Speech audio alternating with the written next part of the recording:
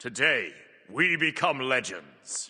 While the core gameplay of Smite 2 remains similar to Smite 1 in terms of the basic mechanics of how it plays, there's a lot of differences between the two games that might catch you off guard if you're just jumping in from Smite 1. If that's you, this video has got you covered. I'll be talking about all the differences, changes, and new stuff in Smite 2 compared to Smite 1. So if you're just coming over to Smite 2 or coming back from a long sabbatical since the early alphas, then this video is for you. Let's jump in. First up is a major shakeup to item building with active items. These can be used with a button press and will do something on you, sort of like a mini ability. These vary dramatically in what they can do, from simple attack speed boost to turning you into a pig to putting everyone in an area in stasis, and a whole bunch more. For the sake of time, I won't be covering what every active item does in this video. That could maybe be a different video if you guys want to see that, but you can filter by active in the item store to take a look for yourself. It of course depends on the current meta, but there are generally quite a few active items in use at any one time, with solo lane and support using them more than the other roles. But mid, ADC, and jungle do use them sometimes as well, depending on the meta. Next up is another item building change, and that's strength and intelligence replacing physical and magical power. You can sort of think of these as roughly equivalent to what Smite 1 offers. Strength scales auto attacks much better than intelligence, while intelligence scales ability damage much better than strength. But in Smite 2, any god can build either or both of these two power types, which is where the difference comes in. Whether you build strength, intelligence, or both depends on the god you're playing, so check out their scaling types in the ability tooltips to get a rough idea of how they use both power types. Some gods use only strength, some gods use only int, and some gods use both. Sticking with item building for a second though, there's a few smaller changes that aren't as game shaking as active items or split scaling, but are worth covering. Firstly, starter items in Smite 2 now have their own dedicated slot rather than taking up one of your core 6 build slots, meaning you can have a starter and a full 6 item build in Smite 2. There's also been a change to the 3000 gold power potions. These now stack with each other, so the longer the game goes, the more and more strength or intelligence you'll be getting, and the more and more lethal everyone becomes. There's also been a fairly significant change to how penetration is handled compared to Smite 1. Flat penetration on items pretty much no longer exists, and percent penetration is limited to only a handful of items, but those items have higher amounts of penetration on them. Another very recent change to items as of making this video is that anti-heal effects are being removed, but healing is being nerfed across the board, with the idea that healing will be about the same as if you had anti-heal in your build before, but you don't feel forced to build anti-heal items every game. So if you hop in and don't see any anti-heal options in the store, that's why.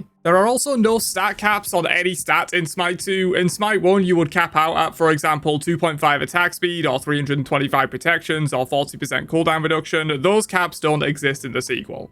And speaking of cooldown reduction, the way it works has changed in Smite 2. I have a YouTube short explaining the precise mechanics of the new cooldown system in under a minute, which I'll link down below. But the idea is that the system has a built-in balancing mechanism that makes stacking cooldown rate less efficient the more you have. But in theory, you can buy as much CDR as you like now. And finally, for builds, you might notice that items in Smite 2 appear weaker than Smite 1 items in terms of the stats they offer, and that is intentional. When making Smite 2, they wanted a sort of reset to the power level a little bit, so there are way fewer items with every stat you could possibly need on them. Items are generally more specific and situational, rather than a catch-all pickup that does everything you want in that respective role. There's also a bunch of new items you won't have seen before in Smite 2 that weren't in Smite 1, but to avoid making this video 3 hours long, I won't go into detail on all of them. You can check them out as you learn the game, or just copy a build from the in-game god builder or your favorite YouTuber or streamer. On a related note to items, it's also worth mentioning that in Smite 2, you only get one relic choice compared to the 2 you got in Smite 1, and the relic offering is much more limited. There's Beads, Aegis, Blink, and Shell, which work basically the same as Smite 1. Sunder is similar to Smite 1, but does burst true damage to jungle camps and bosses, and tick damage to gods. And there's a completely new relic called Agility, which gives you a small dash on a low cooldown, and a passive of faster auto-attack projectiles on ranged gods, or a small lunge on auto attacks for melee gods. This relic is very new as of making this video and is currently being tested, thus it's not available in ranked at the moment. Moving on from items though, let's talk about gods in Smite 2 and the differences from its predecessor. Firstly, all gods that make the move to Smite 2 get what are called +1 changes by the devs. These are little bits of extra functionality or tools within a god's kit to make them more fun or interesting. These range in complexity. For example, Raz 2 now makes his basic attacks via smaller versions of his 1 for a few seconds afterwards, and Vulcan gets the mod system where every few levels he chooses a mod that enhances particular parts of his kit. If you're curious about what your main god has received in terms of +1 changes, I have a video explaining and ranking all of that, and that I'll link down below, but be ready for every god in Smite 2 to have a little something extra that they didn't have in Smite 1. On a similar note, Aspects is a new system in Smite 2 that aims to be an alternative way to play each of the gods with some benefits and some trade-offs. The general goal of an Aspect is to either shift the god's playstyle and gameplay flow substantially, or shift them into a different role than they are normally viable in with just the base kit. For example, Kali's Aspect changes her auto attacks to be ranged, reworks her ultimate into a steroid that gives attack speed and lifesteal but no longer grants death immunity, changes her 3 into a knockback instead of a stun, among a few other changes. This makes Aspect Kali play like a hunter rather than an assassin. This is one of the more extreme aspects in how much it changes about the kit, and there are some that change a lot less than this, but check out your main god's page to see if they have an aspect and what it does if they do. The long-term goal is for every god to have at least one aspect, with some gods having more than one where it feels appropriate and where the team have a good idea for one. In general, the design team are way more open to gods playing off-roles in Smite 2 compared to Smite 1 and want to promote that anyway, but aspects are the thing that often pushes a god specifically into an off-role that they never would have been viable in before with their base kit alone. As I said, not all aspects are intended to push the god into a completely different role, some just shift their playstyle within the same role, like Merlin's for example, which is another crazy one that massively reduces its stance change cooldown but generates a random stance every time with a random mix of abilities from among all his stances. Generally, this aspect is still played mid, but it is a very different and fun way to play Merlin compared to the base kit. And finally, on the god discussions, there are of course some brand new gods in Smite 2 that have never been in Smite 1, with 4 brand new gods currently and more coming in the future. Hecate was the first brand new god, who is generally a mid lane mage with high burst damage but also solid utility at the cost of no traditional movement. Mordred was the second edition, who is a solo lane warrior slash bruiser that shares a lot of kit parallels with King Arthur, having high mobility through constant dashes and an energy charge system for his 2 ultimates. Aladdin is probably the craziest new god, and he has base abilities that can be refired using genie charges to do an extra effect, with an ultimate that takes the enemy hit into the lamp, which is a separate arena from the main battlefield for a 1v1 that enemies and allies can join. And finally, for now at least, we have Princess Barry, who is typically played either ADC or mid and is more of an ability-based hunter, with a high burst damage and a death immunity ultimate that can affect her entire team. Moving on from gods though, the interact system is something completely new for Smite 2. This is bound to spacebar on PC by default. Apologies, but I don't know the default controller bind for this. Interact is used in a variety of ways in Smite 2, such as picking up jungle buffs and dropped consumables, taking the gold pile in mid that grants gold to your entire team, using the teleporters, as well as in some of the new gods kits like Mordred, whose short dash is using the interact key, or Hecate that can interact with friendly structures to put a regeneration aura on them, or interact with an allied god that just got a kill to buff both her and them with extra power. Interact is also used to open the base doors and the door at Fire Giant. Basically, there's a bunch of aspects of the game where interact is used. So I mentioned dropped consumables earlier, and that is because a bunch of jungle camps and most of the bosses will now drop a consumable item on kill that can be picked up with the interact key. If your inventory is full, it will drop something on the ground to make room. The Cyclops camp drops a standard vision ward, the Scorpion camps drop Eyes of the Jungle, which pings the location of all enemy gods on the minimap when used. The Fire Giant drops the Obsidian Dagger, which when used deals 500 true damage to you and grants you a bunch of stat buffs for 10 seconds. However, the alternative and more popular use for the Obsidian Dagger is that if you die to its damage, you instead become immune and heal to full health over a few seconds. You can make some insane plays with this item. The Pyromancer Bomb is also picked up with Interact alongside all of your jungle buffs. Rather than walking over them like you would in Smite 1, you pick them up with the Interact key. Harpy camps also drop trinkets, which give you a health shield with no expiry that stacks. These are also picked up with the Interact key. And finally, we have the Queen Naga, which is a new roaming jungle boss in Smite 2. Take her down and she will drop the Naga egg, which has 2 uses and summons 2 Naga soldiers to fight for you. The main use case for this is to get them to tank objectives or structures for you. On the topic of jungle camps though, there's also a new system in Smite 2 called Infamy that is essentially an XP bar and level up system for your jungle camps. Taking camps grants infamy progress on that specific camp and all others that share a type with it. After getting enough infamy, the camp increases its level up to 4. Each level up makes the buff or trinkets that the camp drops more powerful. Invading enemy camps will deny infamy XP for them and grant it to you, so invading is a bit more valuable in Smite 2 as you can delay enemy buff camp level ups while hastening your own. The rotating buff camps that spawn random jungle buffs in mid and duo lane will also count for infamy progress on their respective buff when taken. Moving on from gameplay systems though, let's talk about quick play for a moment. This is the new queue in Smite 2 that is intended for new players or players that just want a quick and casual experience. The matches here will be shorter, faster paced, and have a few changes compared to classic queues. Your relic in quick play will always be the agility relic that I mentioned earlier. The item building is simplified, where you now choose for general general build path at the start, then get offered 3 full items to choose from when you have earned enough gold. There's no components or tier 2 items in quick play, you just pick from 3 different tier 3 items and repeat until you're full build. New players will be defaulted to the action camera as well, which is much more zoomed in and over the shoulder compared to Smite's normal camera. This is not quick play exclusive, and you can use this camera setting in normal modes if you want to, but it will be the default if you're a new player just starting out in Smite 2, so be aware of that. If you prefer Smite's classic camera, you can change this back in the settings immediately. Moving on though, let's talk a bit about cosmetics and monetization in Smite 2. First up, the premium currency in the game is now diamonds instead of gems, and they are inflated by 100% compared to gems. So everything in the game will cost twice as much in diamonds as it would in gems, but you also get twice as many diamonds for the same amount of money. So don't be alarmed if you see a skin selling for 2400 diamonds. That's the equivalent of 1200 gems in Smite 1 in terms of real money you spent to get it. There's also the legacy gem system, which gives you a legacy gem for every gem you spent in Smite 1 if you link your Smite 2 and Smite 1 accounts. Your legacy gems are doubled if you buy a Founders Edition of the game. That also grants you access to the God Pack and a varying amount of Ascension passes and skins based on the edition. Legacy gems can pay for half the purchase price of most content in the game, with some exceptions like prisms or supporter store content. Prisms are recolors of skins that you can buy for an additional cost, and supporter store content is purely cosmetic, account-wide purchases like changing your name color. Ascension passes are essentially the new way of doing God Mastery in Smite 2. They're like mini battle passes for each god, with some free content and some content that only unlocks if you buy the premium Ascension pass for 900 diamonds, 450 gems equivalent. These include stuff like mastery skins with Shadow, Onyx, Opal, and Radiant, as well as global emotes based around the god, a loading card frame, again based around the god, emotes like Wave and Clap, some free diamonds back at certain mastery levels, and a few other things. The amount of diamonds returned by the pass is 450, which does mean you can actually buy these Ascension passes effectively for legacy gems only if you complete them to mastery 10, as you'll spend 450 diamonds and 450 legacy gems to buy them and get 450 diamonds returned across the various levels of mastery, so these are a pretty good deal in my view. Speaking of good deals, there's a new cosmetic delivery system in Smite 2 called the Wandering Market, which hosts various things related to cosmetics and has its own currency tied to it called Wandering Market coins. And you earn these by playing and doing quests in the game. You can also buy them if you don't have the time to earn them. There are a few different things offered in the Wandering Market, such as collections, which are sort of the Battle Pass replacement in Smite 2. You buy a collection which has 4 pages and comes with 4 skins, as well as a bunch of other stuff like loading frames, jump stamps, trackers, free Ascension Pass tokens, and more. Once you buy the collection, you then spend your Wandering Market coins unlocking things from it as if you were progressing a Battle Pass. These collections are evergreen though, meaning you can unlock things from them whenever you want, and that content will never go away, unlike a Battle Pass in Smite 1. There's also Traveler Markets, which are limited time offerings that are usually in the form of a skin with some prisms for it and a couple of other cosmetics, again unlocked with Wandering Market coins once you buy the Traveler. And finally, for now at least, there's Saga Vaults, which there is currently only one available but more in the works. These vaults are essentially high tier skins that are somewhat in between a regular skin and a tier 5 equivalent skin from Smite 1. The only Saga available currently is for Vulcan, and it comes with a base skin that has 4 different forms you can unlock, with the final form also having 4 different prism recolors. Similar to a collection, there's also a variety of other cosmetics in a Saga vault like trackers, recall skins, etc. And as with everything else in the Wandering Market, you unlock each piece of content in a Saga vault using Wandering Market coins. But that's pretty much everything you need to know about the differences between Smite 1 and Smite 2 if you're just joining up or are returning from a long break. There's a few other small things that I didn't mention, but you can find those out on your own. These are all the major things you need to be aware of. Don't forget to drop a like if this video was helpful for you, and I'll catch you guys in another one later on.